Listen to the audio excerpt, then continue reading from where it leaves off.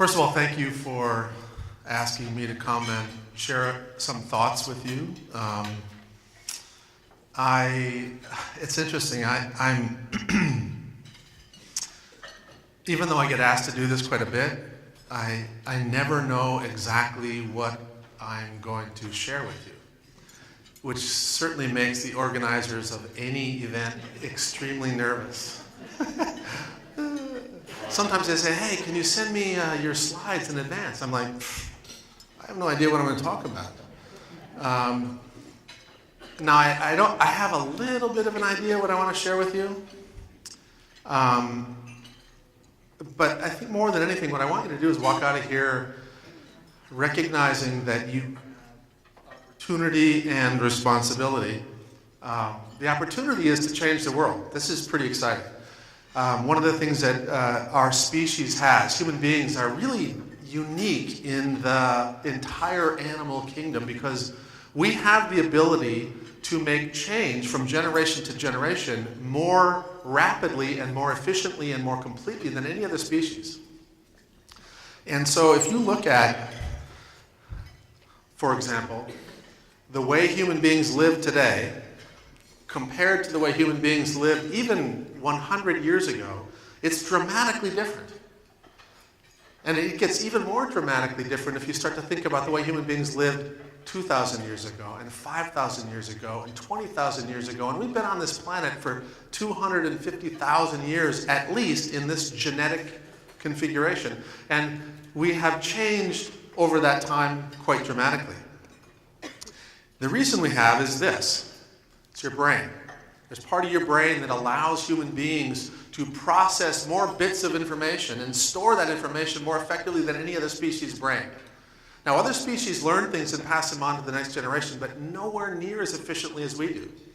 And so these things that we create, these inventions that we make, are based upon our collective experiences in our lifetime and how we have absorbed the experiences of other people as they have been passed on either actively or passively to us as we grow up. This process is called social cultural evolution. And we are essentially, every single day, surrounded by aspects of the choices, decisions, and inventions of previous generations. And some of these inventions are really, really good, right? I think it really is cool that we've made language. Now, it's pretty interesting. Language is really not genetically mediated. There's no genetics that codes for English or Chinese or Spanish or anything. We invented those. And I think that's amazing. I think it's even more amazing that we actually developed the written word. And now think about it, right? In our culture, our society has decided to spend a finite percentage of all of the federal money that we spend and state money we spend on educating children, focusing on teaching them to read, which is not a bad thing. But think about that. We make this choice. We're going to teach people to read, teach them to read, teach them to read. 5,000 years ago, there wasn't a single human being on the planet who could read. We hadn't invented language, the printed word. We hadn't invented that. It didn't exist. There were periods where there were maybe 400 people in Western Europe who could actually read during the Dark Ages. A lot of them were Irish monks. And a lot of them spent hours and hours and hours copying manuscripts, not even understanding what it meant. They were almost like artists as opposed to linguists. Now, the cool thing about social cultural evolution is that the brain is malleable. And it's also something that is very, very modifiable. We don't always have to live in this generation the way people lived in the last generation. We can make choices. Now, one of the most powerful things, most crucial things, is to recognize that you, in this moment, and you heard pleas about this, stopping child abuse, having programs to heal people, all of these things are intentional efforts to change the transgenerational process of social cultural evolution. Now, every generation makes choices. We make choices about what we intentionally pass on and what we don't. Now, there's a lot of things that get passed on intentionally, and there's a lot of things that we do that get passed on basically through the inertia of life. So right now, do you think anybody in this room would choose to pass on to children that the major way to solve problems is to use violence? Do you think that that's something that any of us would intentionally say, hey, let's teach our kids to be violent to solve their problems? Now, we don't intentionally do that, but the reality is our children are exposed to more examples of violence in solving problems than they are in nonviolent solutions. Children will see hundreds of thousands of violent acts on television, in videos, in video games, and in the news. And they'll only see a handful of examples of us using nonviolent conflict resolution models. So the reality is, even though we have the good intention of not passing on violence to the next generation, we're passing it on. We're passing it on as the major problem-solving process. Now, some of the things we invent are good, and some of the things we invent are bad. Racism is not good, but it's not genetic, you know. It is genetic to have a little bit of an alarm reaction, a little bit of sense of, oh, who are you, to people who are different. But that is not racism. That's not knowing you. So part of what we have to do in this inventing process is better understand how the brain works, how the brain develops, how we live as human beings, and what we should intentionally pass on, and how to stop the unintentional passage of things that are not good. And the only way to do that is to understand the brain. The brain is the human organ. Our pancreas, our heart, our lung, our gut, everything else are very, very similar to other species. In fact, most of our brain is similar to other species. But our cortex, the top part of our brain, the part of our brain that allows us to reason, to be rational, to read, to think about the future, to plan, all of that stuff, your cortex is essentially the organ of humanity.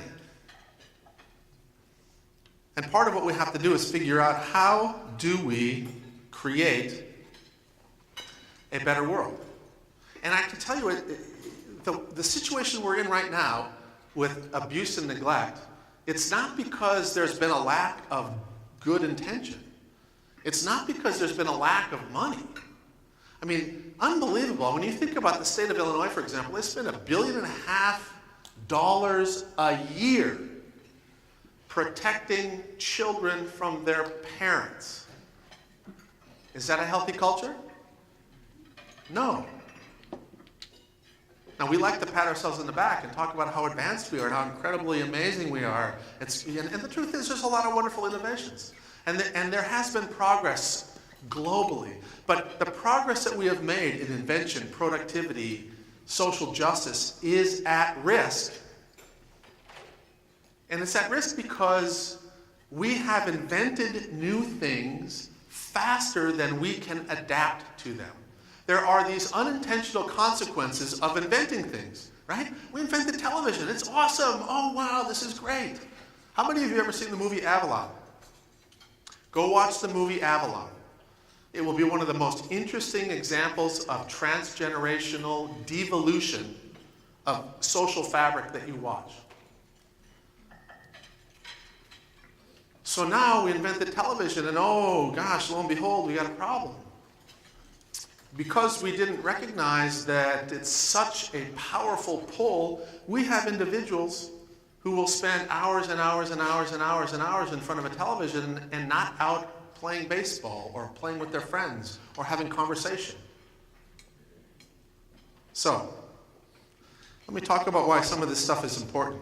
Let me talk about a few things about the brain that are important for us to recognize. One of the first one is this, is that the brain is incredibly malleable, and it develops very, very rapidly early in life. And your brain's really complex. I mean, I don't want to get too detailed about it, but your brain has billions of neurons, and it has all kinds of really complex things going on in it, and you have literally hundreds of millions of transactions per second in your brain. And that brain, the remarkable thing that allows you to form and maintain relationships, the thing that allows you to think, to move, to love, to hate, the thing that makes you have good ideas and bad ideas, that thing develops predominantly in the first years of life. And it develops in a use-dependent way. And the fundamental neural networks that allow you to be compassionate, they develop in a use-dependent way. So what does that mean? That basically means that neural networks in the brain, as they're developing, if they get practice and repetition and repetition and repetition and repetition, they get more elaborate, they get stronger, they're more efficient and more functional. And so, for example, if you take a child and you put that child in an environment where the mom is depressed and isolated and overwhelmed and alone and not talking to the child that much, that child will grow up, and at 2 months, 2 years of age, that child will have a vocabulary of maybe 100 words. And then we will have this child who grew up in an environment with a highly verbal set of caregivers, and their vocabulary is 500 words. And both of those kids we put in the same classroom because one of our inventions was aggregate care. And what I mean by aggregate care is let's lump a bunch of people together who are the same chronological age and do something with them. Education, mental health, child protection, whatever. Seems like a good idea, seems efficient. But the truth is, it doesn't work very well. It doesn't work very well because not everybody has the exact same developmental experiences going into that experience. So we don't cluster kids based upon developmental capabilities, we cluster them based upon their age. And it's a big mistake. So, because we don't spend much time learning about the brain, we make really poor choices in our inventing process around education. And then we spend generations trying to figure out, is it the curriculum, is it the teachers, is it this, is it that? No, it's the fundamental paradigm. So, let's talk about this a little bit. The brain develops in a use-dependent way. The more you play your piano, the more piano-playing networks in your brain are going to change. The more you practice throwing the baseball, the better your baseball throwing skills will get. The more you speak with somebody, the more those verbal skills will elaborate and get better. And now let's talk about social cultural devolution. Let's talk about the fact that human beings on this planet were essentially designed to live and work in groups. Human beings aren't independent creatures, we're interdependent creatures. We're neurobiologically interconnected to other folks. The lowest divisible unit of the species is not the person, it's the group, it's the clan. And so, if you look at the way we have lived for 99.9% of the time on this planet, we've lived in multi-generational, multi-family groups, pretty small, 40 to 60 people, but there was continuous relational interaction in those environments. And because of that, and because human beings are relational creatures at our core, as we've invented the modern world, we've invented ourselves away from two of our greatest neurobiological gifts. Every species has gifts, right? Bears can smell really, really well. We don't smell like bears. Eagles can fly. We can't fly without invented tools. Human beings, our gift, human beings in the natural world, we are slow. We don't have any natural body armor. We don't have any poisonous stuff that we throw out like octopus or like a snake. The only way we survived in the natural world was to create group, to connect with each other. So the functional unit of our species is the working group. We form relationships for protection, we form relationships for procreation, we form relationships to protect our dependent young, and those are the three essential elements required for a species to survive. You have to survive the external threats, you have to procreate and pass your genes on, and you have to take care of your dependent young so they get old enough to procreate. And if you didn't have the ability to do any of those things, or any one of those things, our species would have died out. And every single one of those things is relational. Human beings are relational creatures. My physiology right now is determined by the way you guys are looking at me. So, be nice. Please. And it's true, it's a fundamental and fascinating evolving area called neurosociology, that literally the neurobiology of a person sitting in a group is completely different than the neurobiology of that person sitting alone. The neurobiology of a person who feels like they are the out person in a group is very different than the neurobiology of a person who feels like they're in person of a group. Anybody know anything about hypertension, higher rates of diabetes, all kinds of autonomic nervous system stress-related disorders that are increased in the out group, like African Americans living in a predominantly Caucasian environment, Aboriginal individuals living in a predominantly Caucasian environment? Guess what? That's because they have a physiology of stress and alarm that's activated in a continuous way, because in a nonverbal way they're reading the fact that they're not included. And it doesn't have to be overt racism. It can be subtle nonverbal cues. And these parts of our brain that read and respond to the nonverbal cues of others, the parts of our brain that allow us to read and to basically convey intention, the part of our brain that allows us literally to be regulated and rewarded by a positive comment from a respected and loved colleague or from a parent or a grandchild, all of this stuff is the glue that makes human living groups work together. And so the development of the relational neurobiology in the brain absolutely is dependent upon the nature and the number of positive empathic interactions you have as you grow up. And part of what's happened as we've invented the modern world is we have created relational poverty. The average size of a living group in the Western world has plummeted from about 40 down to fewer than 3. In the last US Census, 1/3 of the households had one person in them, and they could not name many of their neighbors. The brain develops in a use-dependent way, and the neural networks responsible for forming and maintaining relationships, the neural networks that make you empathic, compassionate, caring, that give you the ability to essentially create the social fabric that makes you willing to volunteer as a Boy Scout leader, volunteer as a Little League coach, that allow you to say, hey, I'm going to give money to kids I don't even know. The whole thing that makes society work is relational neurobiology, and it only develops as a function of the nature, timing, and quality and number of relational interactions you have as you grow up. And so here's what we have invented ourselves into. The Western, the American dream. Everybody has their own house. And everybody has their own room in their own house. And everybody's watching television in their own room in their own house. And the number of family meals has plummeted. The number of times somebody looks at you and smiles has plummeted. The number of times somebody touches you has plummeted. What does this have to do with child abuse? Well, what this has to do with child abuse is that if you look at the whole distribution of the population, the matrix against that we are trying to solve these problems in has shifted dramatically. So that the number of at-risk families, the number of isolated, overwhelmed caregivers, the number of individuals who are going to be at risk is skyrocketing because of the change in the relational milieu in our communities. People move.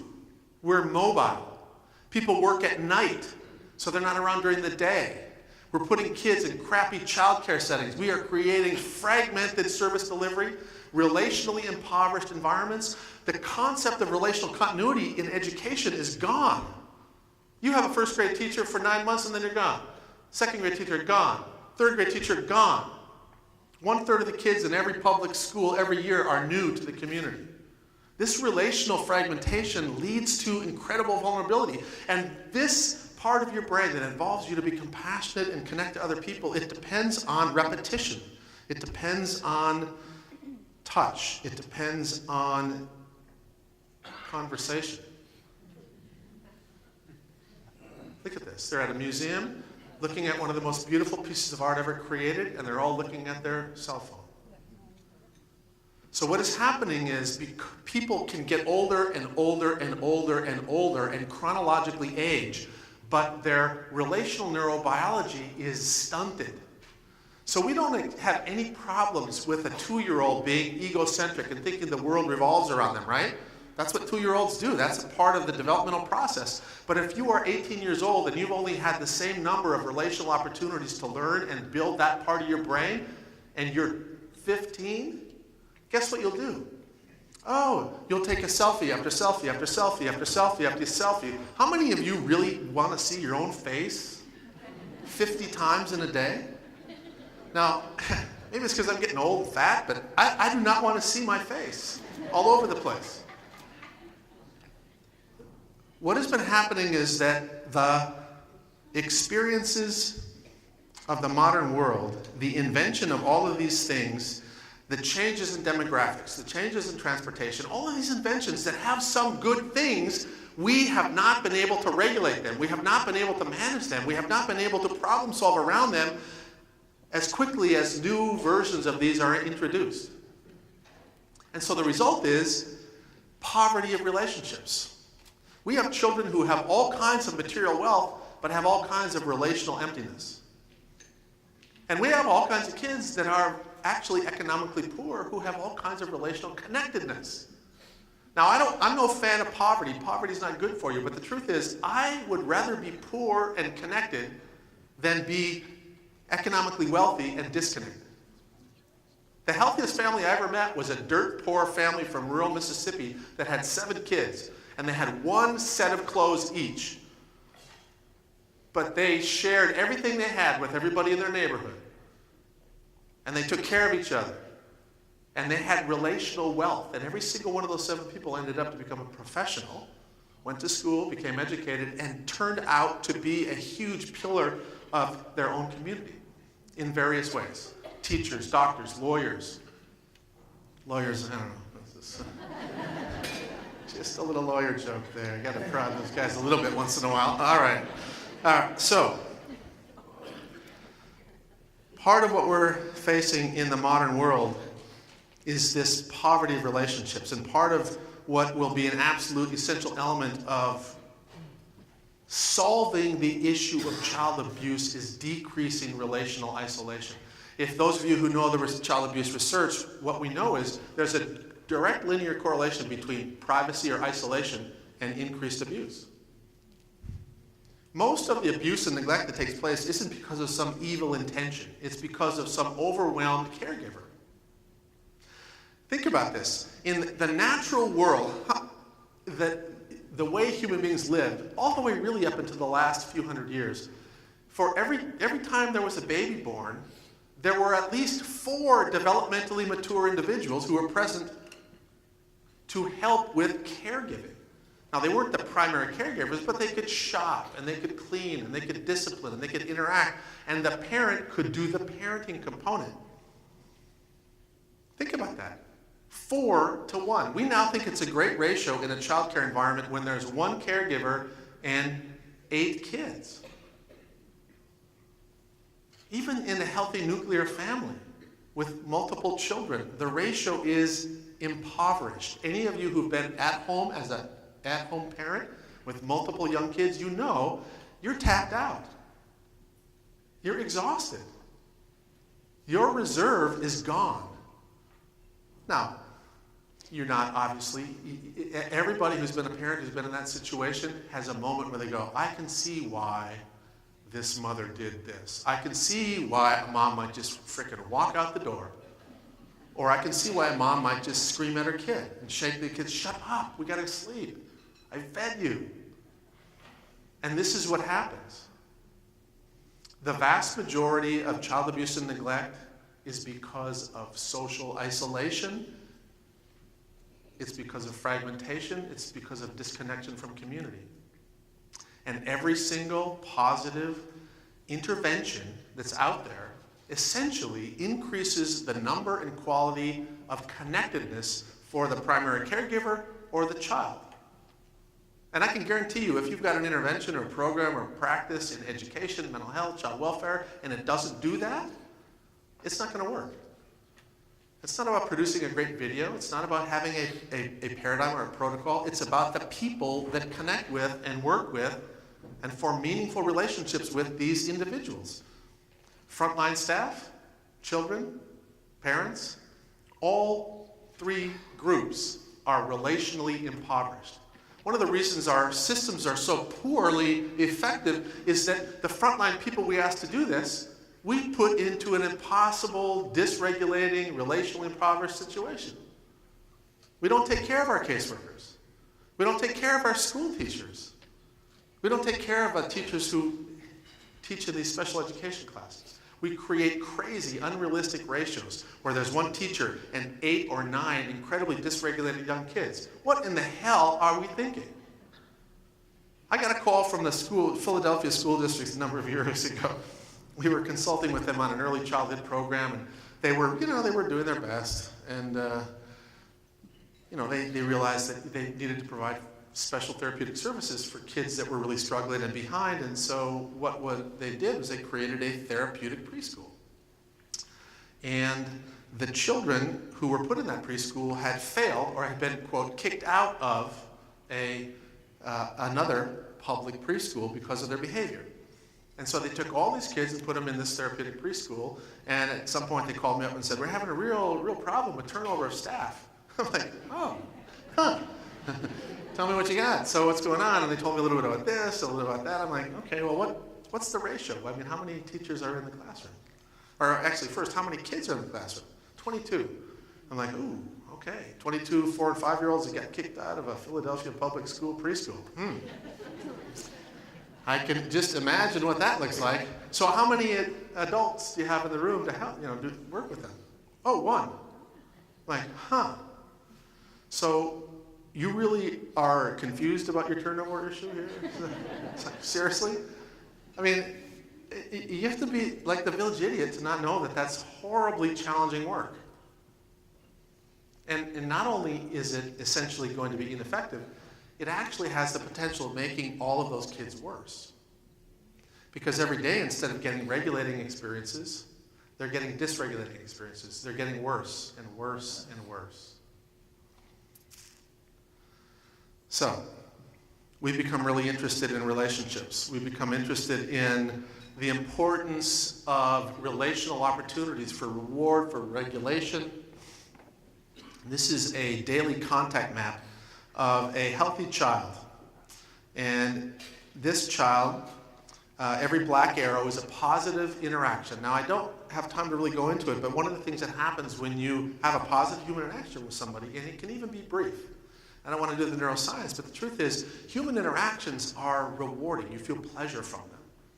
And they're also regulating, particularly if somebody sends nonverbal cues of acceptance and you're one of us and I connect with you, you feel safer, you feel regulated. And so literally being in a group, having a positive human interaction, keeps you physiologically regulated, i.e. healthy, healthier, and it's rewarding. And so if you have healthy forms of reward all day long and regulating interactions all day long, 2 things happen. One is that you feel no need to seek out unhealthy forms of reward, like drug, for example. And the second thing that happens is when you are regulated, your cortex is open for business. Everybody in this room has probably had the experience of being really anxious and upset and frustrated, and you had a hard time really having full access to what's in your cortex. And a simple example of this is if you're ever at a social interaction and people are talking with you and they go, hey, who won Best Actor last year? And you go, oh, I know who it is. It's on the tip of my tongue. Oh, I know it's there. It's there. And it is. It's in your cortex somewhere. But the more you try to get it, the more kind of flustered you get, and you can't retrieve it. And as soon as you get in your car and you drive it home, you go, oh, that's who it was. That's a classic example of what we call state-dependent functioning. And so the more anxious you are, the more dysregulated you are, the more you feel excluded, the more you feel marginalized, the more you feel minimized, the more you've had a history of abuse or neglect, the more you are likely to have your cortex shut down when you're in a classroom environment. And so you could have the best curriculum and the best teacher, and guess what? You're not going to learn the same content that the child who's sitting next to you who's regulated. And that, my friends, is the achievement gap. That's the achievement gap in a nutshell. The achievement gap isn't about the color of your skin, it's about the regulation of your stress response. And if you have poverty, housing insecurity, food insecurity, abuse and neglect, marginalization in the community, you come into classroom, you're going to be more tuned up and you're going to have a harder time getting content to your cortex or retrieving content in your cortex to show what you know. So, relationships matter. So we went around and started to measure this, and here's what we found. This is a healthy child. Pretty typical environment. He's not, it's not a superstar. not struggling with trauma or neglect, but pretty typical kid. This is positive interactions with family. And remember, every one of these positive interactions is rewarding and regulating. This is positive interactions with friends. This is with acquaintances like classmates, and this is with strangers. And this child all day long had regulation and reward, regulation and reward, regulation and reward, regulation and reward. And this is the best day in a 2-week period of a child in foster care. Part of it's because he was moved in the middle of the year to a new school, didn't know anybody. He was put into a really good foster home with this sweet, sweet, sweet sort of maternal figure. But because she was so sweet, the caseworker took advantage of that and put more kids in that environment than she could pay attention to. And so the only way he got attention was if he did negative things. And of course, the attention he got wasn't positive. He wasn't getting rewarding interactions. The cool thing about, not the cool, but the sort of the counter of human relational interaction being rewarding and regulating is that with human interaction is you're excluded, you're an ass, you don't feel regulated, you feel distressed. And so this is a double-edged sword of this relational neurobiology. Relationships, the relational milieu determines your internal state. If the relational milieu is positive and engaging, you're rewarded and regulated. If it's hostile, you activate your stress response and start to shut down your cortex. You stop thinking clearly. You're less creative, less productive, less innovative. You're more reactionary. And so this is a kid, this is his best day. He had 2 days during this period where he didn't have one single positive interaction. The interactions with people were things like, why do you always act that way? Why can't you do what I told you? How many times have I told you? Those are not positive interactions. And so over time, this child and this child get introduced to cocaine at a party. And believe me, if you look at the number of kids in high school, everybody gets introduced to cocaine at a party. And so this child literally has a reward where there's a reward vacuum. And this child feels a reward, but he doesn't have a reward vacuum. And when you look at vulnerability to substance abuse, here's what you find. It's not the absolute reward that a drug gives you. It's what the reward the drug gives you in comparison to what other things in your life give you. Oops. So if you have poverty of reward, you're much more likely to end up with vulnerability to substance abuse and dependence. And of course, the best interventions for substance abuse are increase the relational milieu. Connect people. Connectedness helps you heal. Second point, this child and this child get into school shooting. This child is much more vulnerable to develop trauma-related problems after that event because this child has all kinds of relational, if you will, a relational milieu that allows him to dose his healing process and process it. So in our work after Columbine, Oklahoma City, 9/11, Sandy Hook, one of the things we found was that if you are a child who's coming from a healthy relational milieu like this, you don't need any post-event therapeutic services aside from a little bit of information for your caregivers and your teachers. Whereas, and in fact, if you get that intrusive therapeutic stuff, you get worse. But if you're like this, and you have poverty relationships, therapeutic intervention and engagement is very helpful. And again, the relational milieu is absolutely essential to understand and to take advantage of. Now, how many of you, again, one of the things that's been happening in this field is an awareness that early developmental experiences and actually childhood experiences of abuse and neglect increase your risk for a variety of health problems, mental health problems, and I would bet that many of you have heard of what are referred to as the ACE studies. Correct? Who has heard of the ACE studies? And for those of you who have not, let me give you a tiny little explanation. There's a group of epidemiologists, basically, who 20 years ago did a study where they looked at 17,000 adults, and then they retrospectively looked at whether or not any of these things had happened in their life. And people would endorse this. It'd say, oh yeah, I had physical abuse, and I had some household violence, and I had parents divorced. And so your ACE score would be 3. And so what they found was there was a correlation between these adversities during childhood and your risk for a whole host of problems in adult life. And not only were you at risk for physical health problems, you were at risk for emotional problems, for social problems.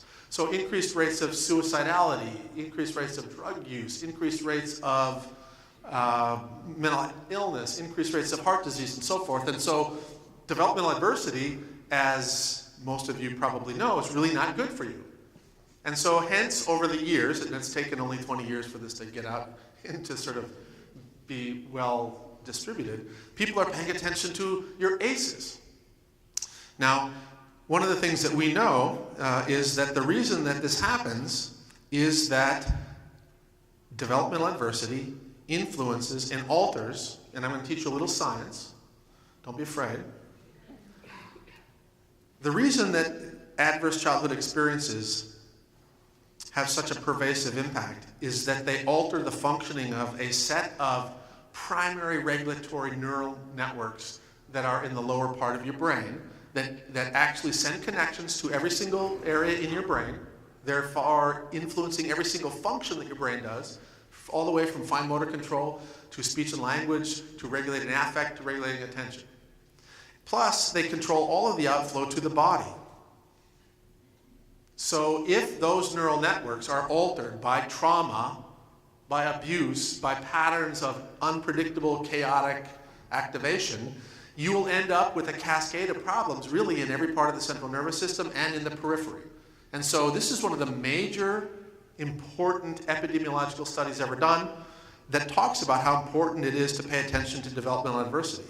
But part of what I knew as a clinician, and I wrote a couple articles with these guys about the mechanism, I knew that even though there was this correlation between adversity and bad outcomes in adult life, the kind of bad outcomes I've just been talking about, I knew that there were people who had developmental adversities but didn't have that kind of bad outcomes.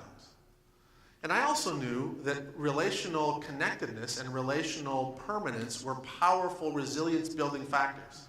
And so part of what we have done is look at how powerful relationships are and how important they are. And so here's the same ACE data that as you increase these bad things in childhood and look at just the correlation between the bad thing in childhood and the bad outcomes in adult life, you get that correlation.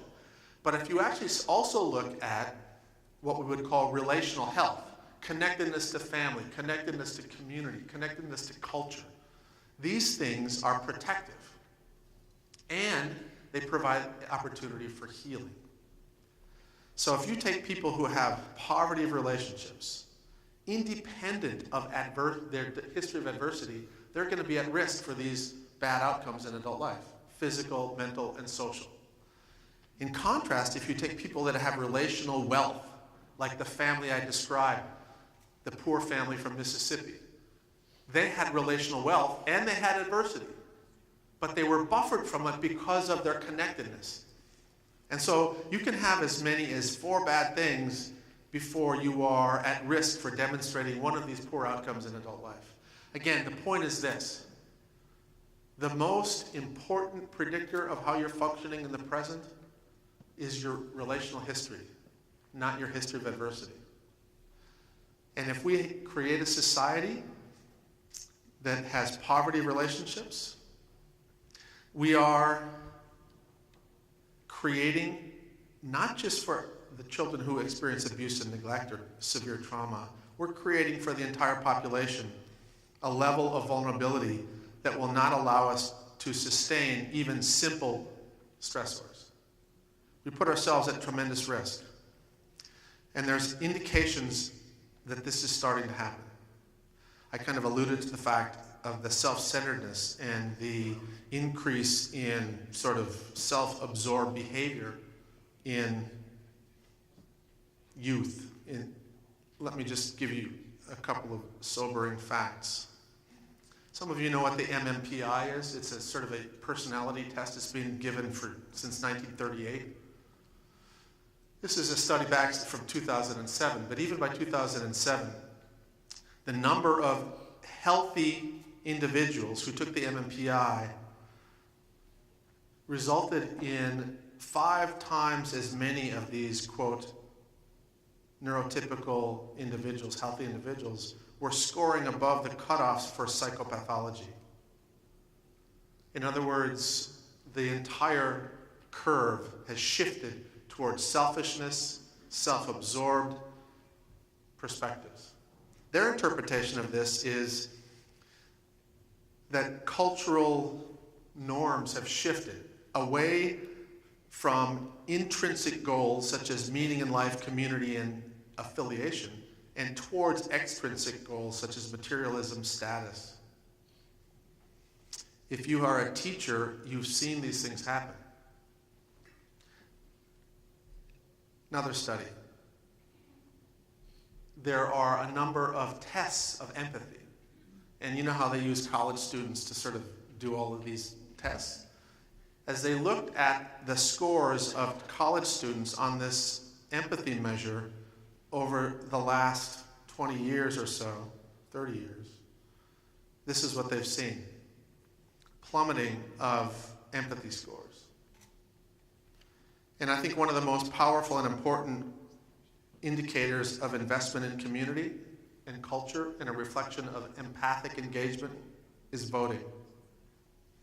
Voter turnout of people who are younger is essentially half, 20% less than people who are older. The disengagement of our youth and the disengagement of younger generations from participation in civic life is tragic and has the potential to be catastrophic.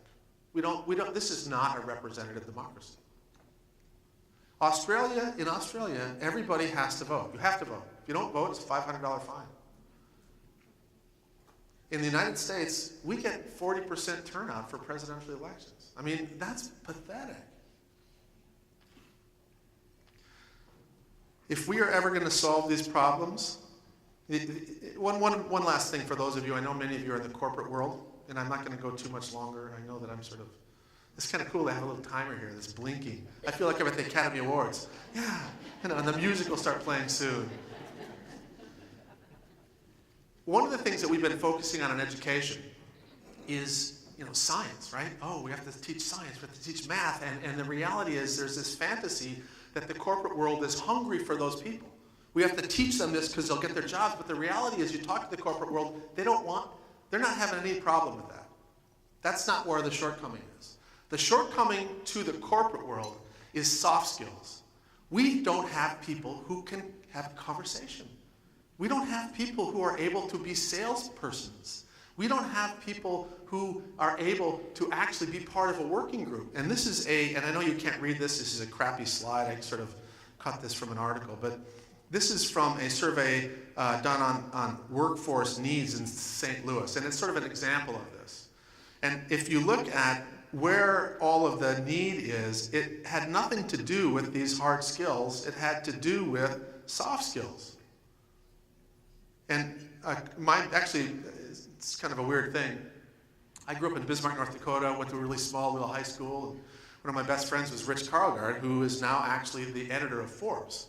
And he's big in the business world, and he wrote a wonderful book called The Soft Skills, and it's basically all about successful organizations and how they both select, support, and use soft skills to be successful. And it is something that is just important for us to understand. We need to teach our children how to share as much as we need to teach our children how to read. We need to teach our children how to be compassionate as much as we need to teach them the, algorithm, can't even remember the name of the Pythagorean theorem. When's the last time any of you were using that? It's not, and again, I think math is great because it sort of elaborates and it influences certain parts of your brain to think and work a certain way, and that's good. But the reality is we've sort of lost sight of social cultural evolution. We've lost sight of how we control social cultural evolution. And we need to step back and think, all right, what do we really value?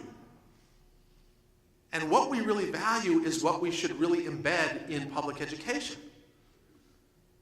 And if we want citizens, we have to have some way to teach citizenship. If we want people involved in civic life, we have to figure out how to do that better in education. If we want people to be compassionate, nurturing, we need to figure out how to do that better. And I know that we can do that, but I think that the only way that we'll do that is by thinking smarter. And I think the only way to do that is to learn more about development, learn more about how the brain develops and changes, and learn more about the way human beings live and work together. And this is a big part of the fundamental models that we have been using to introduce into education, child welfare, juvenile justice, mental health, and one of our partners is the Center for Child Protection. Had conversations yesterday with the University of Texas School of Social Work. They're all excited about bringing some of these concepts into the School of Social Work.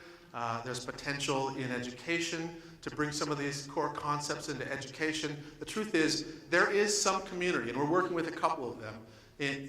There are communities that from the corporate sector through the political sector, education, mental health, child welfare, early childhood, they're all on the same page about core concepts. And it's leading to changes in their community that are very powerful. When you think about this, all the way from law enforcement to foreign policy, understanding how the brain works under threat is absolutely essential. And if we don't teach people this, we will make all kinds of well-intended but obvious mistakes from the perspective of somebody who knows those issues. Ferguson was all about state-dependent functioning. Understanding the neurobiology of implicit bias. The only way to basically help us get better with our own implicit biases is to understand it and to be explicit about how do you work around it, how do you change it, how do you influence it. We will only make this world better, and we'll have a better control of the process of social cultural evolution if we understand the mechanisms of social cultural evolution. And the mechanism involves the central nervous system. And so I don't ask all of you to be neuroscientists, but I do believe that there are some fundamental things about the way the brain works and changes that are learnable. Learnable? Is that a word? I'm glad my English teacher isn't in the class. But let me end by this and say I'm confident that this community has the resources, both in people, in systems, and economically, to literally lead other communities in how to really do things better. Not just around child welfare, but education, law enforcement. And it's funny that we like to compartmentalize these things like they're separate, but they're not. The people we did a big project in California about early childhood and brain development and violence, and the people that actually were most on board about this and were the best learners and actually had the most experience with it were law enforcement. So when we figure out how we can create sort of common language across all these systems, create respectful process to learn from each other and to do problem solving and incorporate two things, these two things that we've left out, the importance of relationships, the power of relationships, and I didn't get a chance to talk about it, but the incredible importance of early childhood. The truth is, targeting early childhood is important. We spend a lot of time, thinking about how the brain changes and, how to make the world a better place. And we spend a lot of, and again, I'm not saying disinvest from programs that target older children or adults or everything else, because working with an adult is essentially second generation primary prevention. But I think you should see this. This is the ease with which the brain can change. Now you can change it up here, but it's harder. It takes more money, more repetitions, and more expertise. Down here, it's pretty easy to change. And here's where we spend money as public systems to change the brain.